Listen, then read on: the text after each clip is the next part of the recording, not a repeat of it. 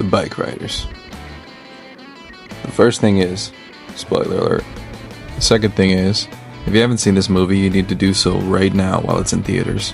This is definitely a theater experience, especially if you love to experience sound that truly surrounds you without having to spend a fortune on an at-home home theater setup. The best thing in this film is definitely the story, and that's what the filmmaker should really look to pull from when watching it. Written and directed by Jeff Nichols, this film stars Jodie Comer, Austin Butler, Tom Hardy, Michael Shannon, Norman Reedus. I mean, all of these people create a world that engages you instantly from the very first encounter with them. It grabs a hold of you and it toys with your mind when you can't help but ask yourself if this is real, if bikers are really like this, and also simultaneously imagine yourself a part of it. Inspired by the photo book of the same name by Danny Leone, depicts the lives of the Vandals Motorcycle Club, which is a fictional version of the Outlaws Motorcycle Club. This is an amazing movie. This is an amazing story, and this is something that's very, very special. So, again, spoiler alert, but now we go into the story. We open our eyes in 1965. Kathy Bauer meets Benny Cross, a hot-headed member of the Chicago-based Vandals Motorcycle Club, and marries him just 5 weeks later, after her Stephen King killer character-looking boyfriend dumps her. On a side storyline that basically represents the backbone for the film is with photography student Danny Leone, who travels with and interviews the Vandals. He learns from Kathy that the founder, Johnny Davis, was supposedly inspired to create the club after watching Marlon Brando in The Wild One. She says things started up really after Johnny started a motorcycle racing league and then moved forward into creating an actual club. It doesn't take long for Johnny's leadership to be challenged when he rebuffs a Vandal's suggestion that new chapters be allowed to form.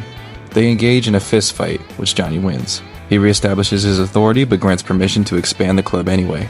New chapters begin to form across the Midwest. The big turning point in the film is when Benny is attacked by two men at a bar for wearing his colors.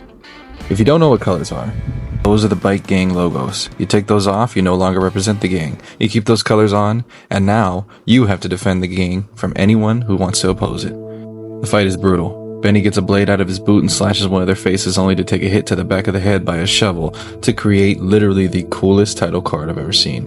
Then, while he's on the ground, the guy takes the shovel to his ankle. His foot is nearly severed off completely by that shovel.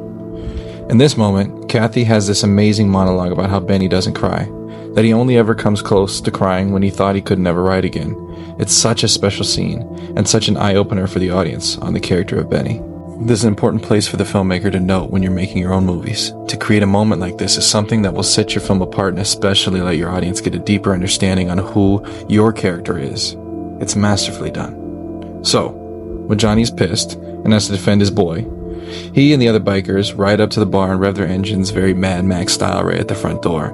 Then Johnny comes in and forces the owner to provide the names of the men, and then orders the Vandals to burn down the bar. They then stand there watching it burn, while the police and firefighters and townspeople all watch from the sidelines. This is the first place that Johnny and the gang realize how much power they truly have. Everyone fears them. They can do whatever they want. While Benny is recovering from surgery, Johnny pressures him to come to the motorcycle rally before he's fully healed. To Kathy's objection, Johnny offers Benny leadership of the club when he steps down, but Benny rejects it. It's then that a 20-year-old delinquent known as the Kid asks Johnny to allow him and his motorcycle club to join the Vandals. This kid is from nothing. His house is abusive, his mother abandons him, but he has a tenacity and a natural-born leadership trait. He collects a group of rugrats who build their own bikes and then stops by the Vandals' hangout to request to join up. Johnny initially dismisses them, but decides to test the kid by allowing only him to join. When he expresses willingness to abandon his friends, Johnny rejects him. The kid attacks Johnny with a knife, who beats him and warns him not to come back. This is the point where Johnny is starting to crumble. He wants out of this gang, but there is no out for him, and he's starting to realize there's no out for really any of them.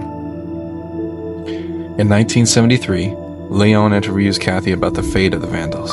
She explains that Johnny became despondent after the death of his Lieutenant Brucey in a bike accident, and that the club grew increasingly violent after drug-addicted Vietnam War veterans joined the ranks. At a party, an original member, Cockroach, was beaten by the guys when he drunkenly expressed a desire to leave the club and to become a motorcycle cop. He said, "What's better than sitting on a bike all day and getting paid for it?" Kathy is nearly raped at the same time while Benny is busy taking Cockroach to the hospital, but she is narrowly rescued by Johnny. Furious that Benny wasn't at the party to protect her, she demands Benny to quit the Vandals, but instead, he leaves her for several days. Cockroach asks Johnny to leave the club, and so, To allow him to safely leave the club, Johnny takes Benny to stage a break-in at his house, where they shoot him non-fatally in the leg. When Johnny tells Benny that this is how they get Cockroach out of the gang, he questions this increasing violence and again rejects Johnny's offer of leadership. Benny quits it all and leaves Chicago without telling anyone where he's gone, including Kathy. The kid, now a member of the Vandals Milwaukee chapter, comes back for some revenge and challenges Johnny to a knife fight for leadership. This is a great part, a really cinematic piece that stands out. They're in the bar. Johnny is old and is lost and is clearly not just living day by day. The kid comes back and Johnny makes a remark that he got in from somewhere else. The kid challenges him. He asks fists or knives. The kid says knives. It's one of the coolest scenes in the whole movie. Then we get to see from Johnny's perspective as he lives out the rest of his day waiting for the fight, feeling like something is going to happen. He's a tough guy, so he doesn't tell anyone, but deep down he knows he's not going to make it.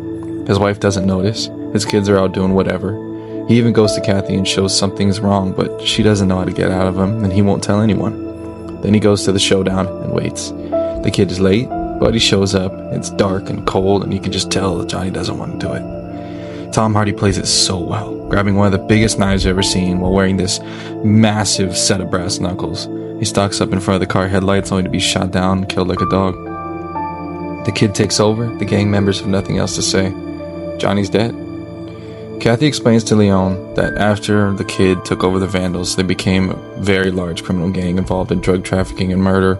The older members either fell in line or left to obtain legitimate jobs or died. Benny, when he learns of Johnny's death, returns home and breaks down. This is the first time she's seen him cry, when he loses a friend. He and Kathy relocate to Florida, where Benny works as a mechanic and has stopped riding motorcycles. Kathy tells Leon that they are happy, and Benny doesn't miss the biker lifestyle. Outside, though, Benny hears motorcycles nearby and wistfully smiles at her. This story is truly powerful, and if you haven't been sold to watch it for the story, then watching it for the technical aspects such as the lighting and the cinematography and the sound design will be surely worthwhile. When it comes to how special this story is, though, it really is not. It really is top-notch. You have the beginning sequence following a character that makes sense to follow. Kathy has a big mouth. Kathy is from Chicago and likes to talk. Kathy has a lot to talk about because she's got a really interesting story to tell and a lot of ears will want to hear it. Kathy did something that not many other girls did.